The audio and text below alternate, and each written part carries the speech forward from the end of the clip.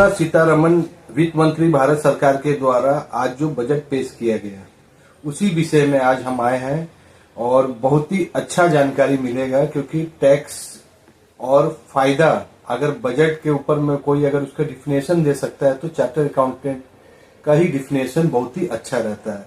और इसी विषय में हम बात करेंगे पीयूष चौधरी जी से। पीयूष कुमार चौधरी जी है जो वकील भी है और टैक्स के बारे में विशेषज्ञ भी है। तो हम इनसे जानने का कोशिश करेंगे कि पहला आप अपनी प्रतिक्रिया दीजिए कि इस बजट में आम व्यक्तियों के लिए कितना फायदामंद है। जी नमस्कार।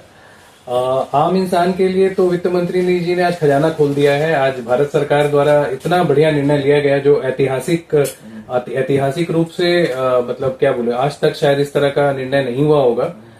12 लाख तक के इनकम पर जो कर छूट दे दी गई है, मतलब मैं क्या बोलूं, it is going to be historic. और आज अगर एक परिवार में अगर हस्बैंड वाइफ दोनों अगर अर्निंग कमाते हैं, अगर इनकम, तो लगभग 25 लाख तक का इनकम जो है वो टैक्स फ्री हो गया है। एक तरह से हम लोग एक नए युग की शुरुआत मान सकते हैं इसको। आज भारत में एक नए युग की शुरुआत हुई है बिना, मतलब हम लोग आज जो दुबई के लिए पहले सुनते थे कि वहां कोई टैक्स नहीं है, आज हम लोग वो कह सकते हैं कि आज भारत में आज के बाद से मिडिल क्लास के लिए कोई टैक्स नहीं है, इनकम टैक्स। तो ये एक बहुत ही बढ़िया निर्णय रहा, वित्त मंत्री जी ने दिल जीत लिया है। लेकिन आपने बहुत अच्छा कहा कि मिडिल क्लास के लिए बहुत अच्छा निर्णय, लेकिन मिडिल क्लास टैक्स देता ही कितना? पूरे जीडीपी का अगर बात किया जाए, पूरे टैक्स राजस्व का अगर बात किया जाए तो देखिए, आज हम लोग जैसे लास्ट 5 साल से ये देख रहे थे कि मिडिल क्लास का सिर्फ और सिर्फ शोषण हो रहा था। जो अपर मिडिल क्लास या हाई क्लास है उसको भी बहुत ज्यादा तकलीफ नहीं था टैक्स से भी, क्योंकि टैक्स में काफी रिलीफ उन लोगों को मिला था। कॉर्पोरेट टैक्स में भी पहले रिलीफ मिला था। लेकिन मिडिल क्लास के साथ में दो धारी तलवार की सिचुएशन हो गई थी। दो धारी तलवार इस तरह से कि महंगाई अपने उच्चतम स्तर पर है। मतलब मेरे को लगता है कि पिछले 5 साल में सब चीज की दाम डबल हो गई है। तो ना तो उसे सरकारी स्कीम्स का फायदा मिलता है, ना तो उसको मुफ्त में ना तो उसको आदत है मुफ्त में चीजों को लेने के लिए। तो वो दोनों तरफ से पिस रहा था और उसके लिए सरकार ने ये जो निर्णय लिया है, अब चूंकि खर्चा डबल हो गया था, तो बट नेचुरल है कि जो 5 लाख तक का रिबेट 3-4 साल पहले तक हुआ करता था उसको 10 लाख करने का हम लोग उम्मीद कर रहे थे। पर जैसा बोलते हैं कि मैंने उम्मीद से ज्यादा दे दिया है वित्त मंत्री ने। और जितना भी गिला शिकवा वित्त मंत्री से हम लोग को 2-4 साल में पिछला रहा है, आज सब गिला शिकवा दूर हो गया। वित्त मंत्री ने एक तो बहुत बड़ा घोषणा भी की है कि एक विधेयक पास होने वाला है आयकर के ऊपर में। एक तरफ सरकार ने रिबेट की घोषणा की और एक तरफ आयकर का नया कानून आने वाला है। तो उसमें कुछ अंतर होगा, क्योंकि बहुत बड़ा विधेयक पहला बार, जितने भी इतिहास है, पहला बार है कि इनकम टैक्स के लिए अलग से विधेयक आने वाला। जी एकदम सही कहा है। हम लोग सोच रहे थे कि डायरेक्ट टैक्स कोड का आज अनाउंसमेंट हो जाएगा, ऐसा लगा था हम लोग को। पर ऐसा लगता है कि सरकार ने पहले मलहम दिया है 12 लाख रुपए टैक्स है, और हो सकता है कि आने वाले समय में कुछ कड़े निर्णय लिए जाएं, जिसके लिए हम सबको रेडी रहना चाहिए। डायरेक्ट टैक्स कोड में हो सकता है कुछ पुराना कंप्लायंसेस को हटा दिया जाएगा जो इररिलेवेंट हो जाएगा, बिकॉज 12 लाख तक का आपका टैक्स भी हो गया है तो पुराना कंप्लायंसेस हट जाएगा। एक और अंदाजतन मैं ये बात बोल सकता हूँ कि पुराना ओल्ड टैक्स रिजाइम को हो सकता है सरकार स्क्रैप कर दे आने वाले समय में, क्योंकि नया टैक्स रिजाइम में इतना अच्छा छूट दे दिया है।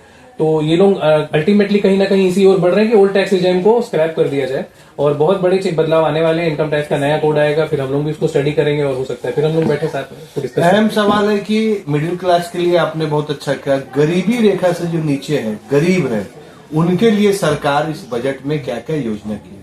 देखिए, गरीबी रेखा से जो नीचे है उनके लिए ऑलरेडी बहुत सारी चीजें चल रही हैं। स्टेट गवर्नमेंट, सेंट्रल गवर्नमेंट, हर तरह की गवर्नमेंट उनको फ्री में राशन मिलता ही है। जो प्रधानमंत्री आवास योजना वगैरह है वो सब चल ही रहा है एज इट इज। इसके अलावा जो मैया सम्मान योजना झारखंड सरकार के द्वारा है वो भी उनको डायरेक्ट आ रहा है। तो गरीबों के लिए तो बहुत सारे प्रोविजन है। हाँ, ये मैं बोल सकता हूँ कि इस बार के बजट का फोकस जो था वो स्किल डेवलपमेंट के ऊपर में था, एजुकेशन के ऊपर में था, जो कि बहुत ही अच्छा है। और वो अगर सच में ग्राउंड पर उतरेगा तो आने वाले समय में हम लोग देखेंगे जो सरकारी स्कूल का जो नजरिया था आम इंसान की नजर में, जो सरकारी स्कूल को देखने का नजरिया बदल जाएगा, क्योंकि ब्रॉडबैंड कनेक्टिविटी पूरे सरकारी स्कूलों में लगाने की बात कही गई है। कैंसर के ऊपर में बात कही गई है। कैंसर इंस्टीट्यूट जो है हर डिस्ट्रिक्ट में खोला जाएगा, जिसमें कि कैंसर में डे केयर सेंटर्स खोले जाएंगे। तो ये सब आम इंसान के लिए को ध्यान में रखते हुए ही ये योजनाएं लाई जा रही हैं और निश्चित रूप से इसका फायदा हर आदमी को होने वाला है आने वाले समय में। क्या आप मानते हैं कि 100% बजट अच्छा है? क्योंकि ऐसा नहीं है कि हर चीज अच्छा ही हो, कुछ ना कुछ तो डिमेरिट भी होता है। तो आपको एक तरफ तो अच्छा, आपने अच्छा बताया, कुछ पॉइंट भी बताइए, क्योंकि आप सीए हैं, एक चीज बारीक से बारीक चीज का आकलन करते हैं आप लोग। प्रोफेशनल पॉइंट ऑफ व्यू से मैं बोलूंगा कि जीएसटी में कोई बड़ा बदलाव नहीं आया है। इनफैक्ट एक नेगेटिव डिसीजन लिया गया है गवर्नमेंट का, उसको हम लोग को और अभी स्टडी करना पड़ेगा। सुप्रीम कोर्ट का एक जजमेंट आया था कुछ साल पहले, जिसमें सुप्रीम कोर्ट ने बोला था, कुछ समय पहले ही आया था, जिसमें कि प्लांट एंड मशीनरी का डेफिनेशन को उन्होंने बोला था कि इस पर इनपुट अलाउ हो जाएगा, बिकॉज प्लांट एंड मशीनरी लिखा हुआ था, प्लांट और मशीनरी लिखा हुआ था, सॉरी। उसको उन्होंने अभी बजट के थ्रू प्रावधान ला करके प्लांट एंड मशीनरी कर दिया है। इसका इम्पैक्ट ये आएगा कि जो सुप्रीम कोर्ट का डिसीजन का हम लोग बेनिफिट मान रहे थे कि मिलेगा इंडस्ट्री को, वो नहीं मिल पाएगा। तो इसको और फर्दर आकलन की जरूरत है इस बारे में, और इसको आगे कोर्ट में चैलेंज करने की भी जरूरत है, क्योंकि कोई भी बदलाव सरकार जब लाता है, ये एक एस्टेब्लिश लॉ है कि अगर कोई बदलाव किसी इंडस्ट्री को या किसी टैक्स पेयर को एडवर्सली इफेक्ट करता है तो वो रेट्रोस्पेक्टिवली, मतलब पूर्व अवधि से नहीं लगाया जा सकता है लागू। ये एक एस्टेब्लिश लॉ है कानून में। तो वो सरकार ने अभी 2017 के कानून को चेंज कर दिया है, 2017 से उसका डेफिनेशन को इफेक्टिव कर दिया है। तो ये एक डिबेटेबल इशू है और ये आने वाले समय में और लिटिगेशंस को बढ़ावा देगा और आगे हो सकता है कोर्ट इसमें भी कुछ ना कुछ जजमेंट देगा। और जीएसटी में अगर कोई बड़ा बदलाव नहीं हुआ, हम लोग मान के चल रहे थे कि टैक्स रिबेट कुछ मिलेगा, टैक्स के दर में कमी होनी चाहिए, 18% टैक्स रेट के जो चीजें हैं उनको कम करने की बात चल रही थी। हो सकता है कि आने वाले समय में, क्योंकि जीएसटी में वैसे भी जीएसटी काउंसिल ही सर्वोपरि है, जीएसटी काउंसिल के निर्णय लागू होते हैं, लेकिन बजट के थ्रू सरकार अपनी मंशा जरूर जाहिर करती है कि उनकी मंशा क्या है आगे। तो ऐसा कुछ रिलीफ वाला मंशा ऐसा लगा नहीं कि बजट में, क्योंकि जीएसटी में अभी नियर फ्यूचर में कोई रिलीफ करदाताओं को मिलेगा।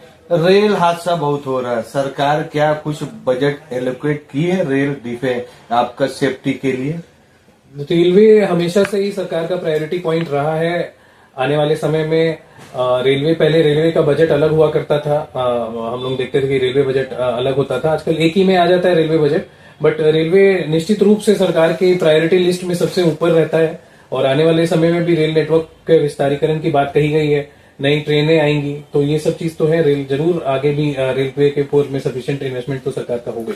झारखंड जो हम लोग का मिनरल बेस इकोनॉमिक है, आप भी चैम्बर ऑफ कॉमर्स से जुड़े हुए हैं, बहुत बड़े बिजनेस के साथ आपका डिस्कशन होता है, तो Adipur industrial area, small scale, MSME, इन लोग के लिए कुछ बेनिफिशियल हुआ है?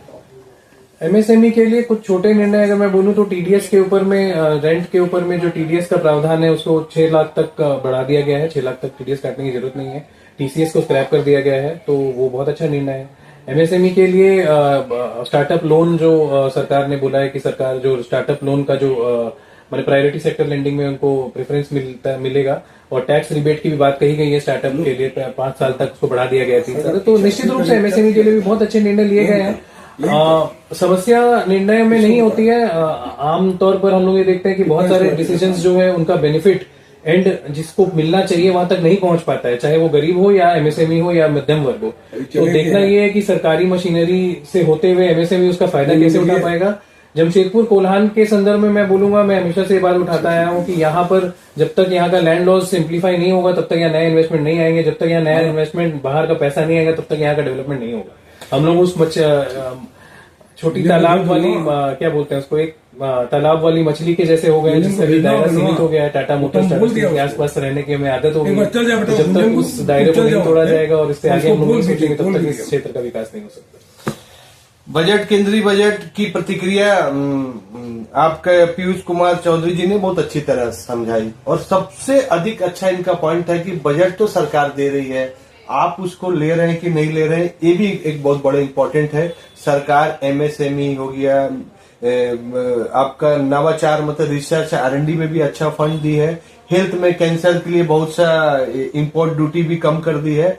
अब एक चीज देखना है कि सरकार जो राशन में जो 5 किलो अनाज दे रही है, क्या उसमें उसके बारे में क्या सरकार सोच रही है कि नहीं सोच रही। खाद्यान्न जो फूड बिल है हमारे देश में अभी भी बांटा जा रहा है। एक तरफ पूरी घोषणा होती है कि हमारे देश की जीडीपी हट जाने वाली है। लेकिन एक तरफ विपक्ष ये आवाज उठाता है कि जब सब कुछ हो रहा है तो फिर 5 किलो का अनाज क्यों दिया जा रहा है।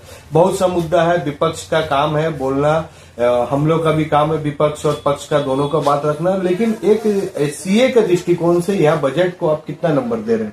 मैं 10 में से 8 नंबर दूंगा बजट। 10 में से 8, फिर भी 10 में से 8 नंबर दे रहा है। केंद्र सरकार को भी सोचना चाहिए कि 10 में 8 नंबर हो रहा है, इस नंबर को और बढ़ाया जाए, 9 किया जाए, 10 किया जाए। लेकिन सरकार ने अच्छा एलोकेट किया है रिसर्च के लिए, मेडिकल के लिए, एमएसएमई के लिए, और सबसे बड़ा चीज है कि इनकम टैक्स स्लैब जो आम व्यक्ति के लिए है उनके लिए भी किया गया है। यह कहना सीए पीयूष कुमार गोयल जी का। आप भी अपनी बजट में क्या प्रक्रिया है हमारे चैनल में लिख के दीजिए। वही सब सवाल हम लोग पूछेंगे आने वाले इंटरव्यू से जो हमारे बजट के ऊपर डिस्कशन करना चाहते हैं। एडी लाइव वीडियो को लाइक कीजिए, चैनल को सब्सक्राइब कीजिए। एडी लाइव की पूरी टीम को और से सभी को धन्यवाद।